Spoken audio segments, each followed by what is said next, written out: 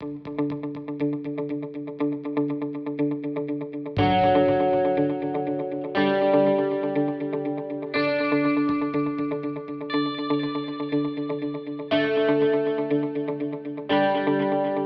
my name's Julianna Shamel, and I was a member of Kappa chapter at Ball State University. I currently am going to start my graduate studies at Ball State in vocal performance, and in my undergrad I was a vocal performance major and a music media production major.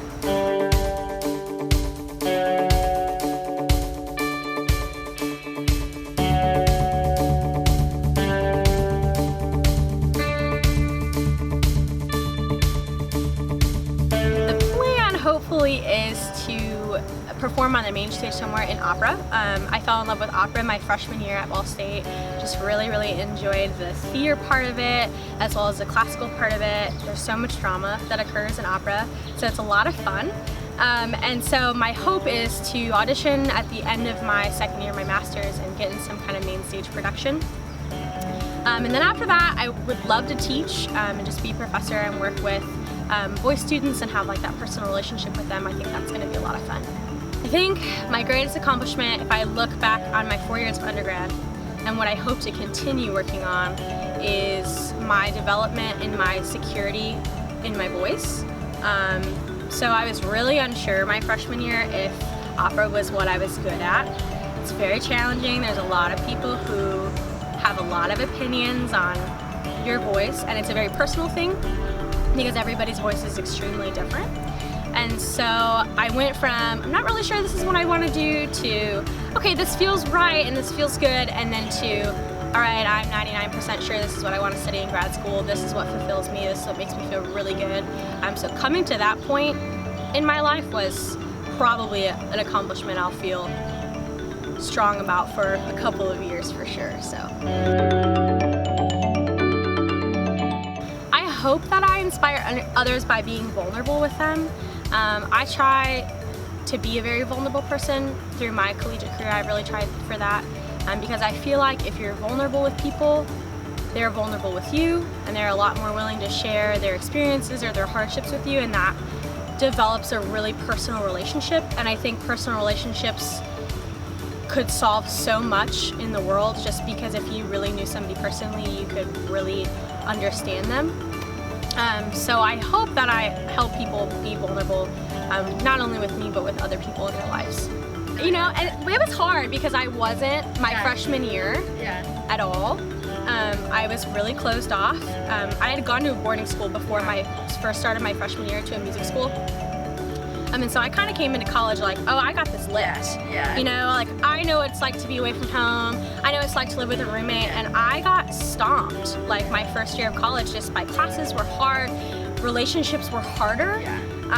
You know, roommate stuff was hard. And I found that if I was just open with people about, no, you know what, yeah, that class is really hard. And I really struggle, and I'm having a hard time, or you know what, no, like I'm really sad this week and I've had a really rough week and here's why. People were just like so much more willing to be like, yeah, me too, and here's why, and then you start that conversation, and it's so much better just to be able to talk freely and not have that surface level conversation. So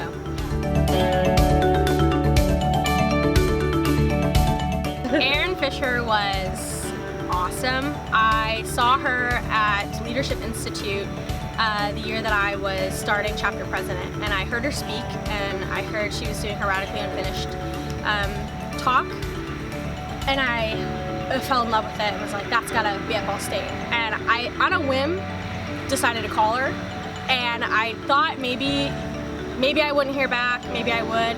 And the phone rang and I picked it up, and she was like, this is Erin Fisher. And I was like, oh my gosh, it's Erin Fisher. And so I asked her if she would like to come to Ball State, and I started talking with the Panhellenic team here to see if I could make it a big Panhellenic wide event. And so the other presidents were right on board, and we had actually like 250 people there that came to watch her speak, which was super cool.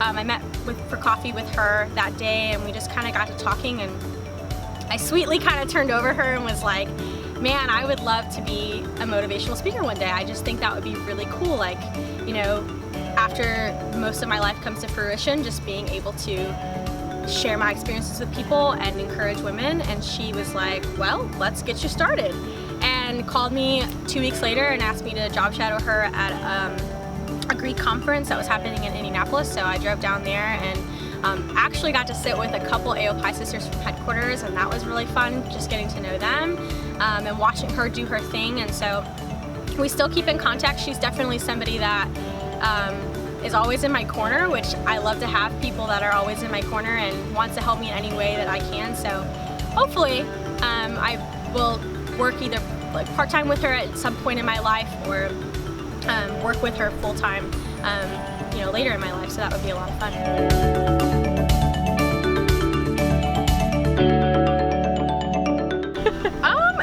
Yeah, that was,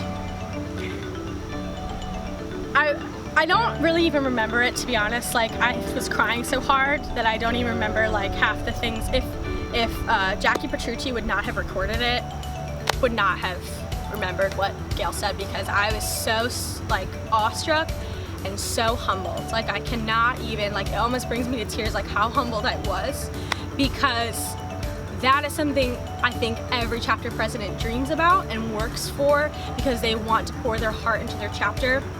And I did not think I was going to win, because I think anybody who runs for CP and wins and does it has a heart of gold, because it is the hardest job in the world.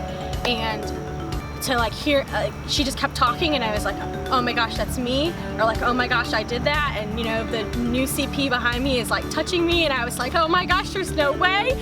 And so yeah, it hangs on my wall beside my bed to remind me just like to just continue to trudge forth and know that I make an impact. So it's just something very special to me. It'll always be very special to me. My greatest AOII memory, fall of 2018, recruitment again. I was working as a part of our membership selection team, so I wasn't in the room.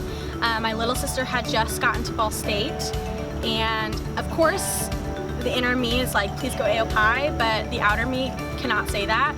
So I, you know, really didn't talk to her a lot during rush. And then when I walked in, I was singing for pref rounds, and when I walked in and saw her sitting there, I was immediately like shaking and crying. And then she ran home to me on bid day, and that's probably, that memory tops like every memory I've ever had, because to share a ritual and letters that are so special to you with somebody that is blood related to you is an experience that I cannot explain. It's just so cool. So definitely on the top of one of my favorite moments in AOII.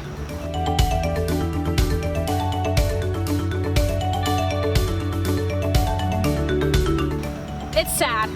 You're gonna be sad. You're gonna be really sad. And you may feel a little complacent at times. So take time for AOII, be present, and look forward to being an alumni, because I think a lot of sisters think graduating is the end. And I hate when people say, well, I was an AOII. No, you are an AOII. You still are. You're still connected. You're just an alumni. So know that the chapter is not closing, that just a new chapter is about to begin. So it means a lot of things. First of all, I think that is a perfect tagline for AOII, because I think it's the true embodiment of selflessness and what that means, because inspire ambition is not within yourself, but is really to others. And so to me, it means to be in people's corners, to cheer for them, to root for them, and be there for them. Because ultimately, if you pour into people, I think people will pour into you, because that's what relationships are for. And you're not supposed to grow alone, you're supposed to grow with others. And so if you're inspiring ambition in other people, they're ultimately going to do the same for you. That's what it means to me.